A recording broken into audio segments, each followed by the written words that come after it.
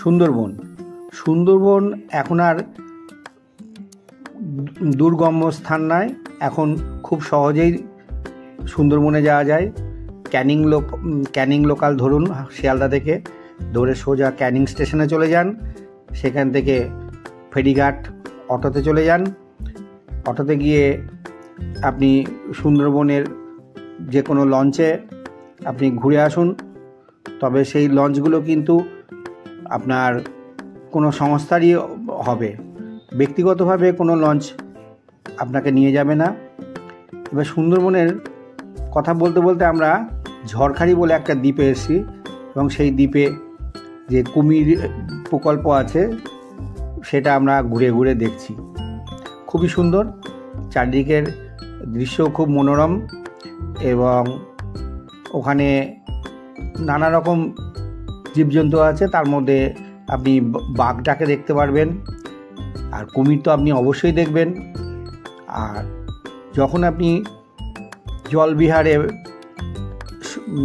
আপনি সমুদ্রের মধ্যে দিয়ে যাবেন, তা তটে অনেকই কুমির থাকবে, সেটাও আপনি দেখতে পারবেন, যেটা কিনা অনেকটাই পুরোটাই ন্যাচারাল। এছাড়াও আপনি ওয়াচ টাওয়ারে উঠেও আপনি নানা রকম পশু পাখি হরিণ দেখতে পারবেন। এখন আমরা কিন্তু এই ওয়াচ টাওয়ারেই আছি। ওয়াচ টাওয়ারটা খুবই সুন্দর, জঙ্গলের উপর দিয়ে হেঁটে যাওয়া যায় এবং পুরো জঙ্গলটাকেই পর্যবেক্ষণ করা যায়। তবে এই ওয়াচ টাওয়ারটা দীর্ঘ নয়, 1.5 থেকে 2 কিলোমিটার হবে।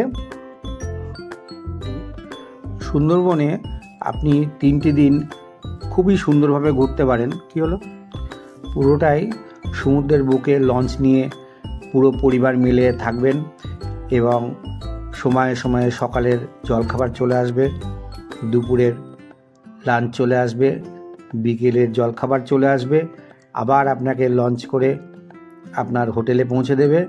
সে এক অনন্য আনন্দের একটা সন্ধান। এত সুন্দর লাগবে, এই 3টে দিন খুবই সুন্দর লাগবে, এবং পরিবারের সঙ্গে একাত্ম হয়ে উঠবেন। এই যাই হোক, সময় থাকলে সুন্দর ভ্রমণে সকলেই আসুন।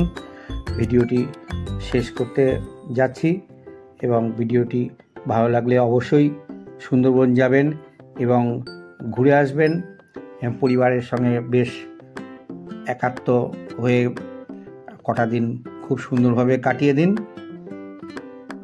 আবার পরবর্তী ভিডিওতে দেখা হবে।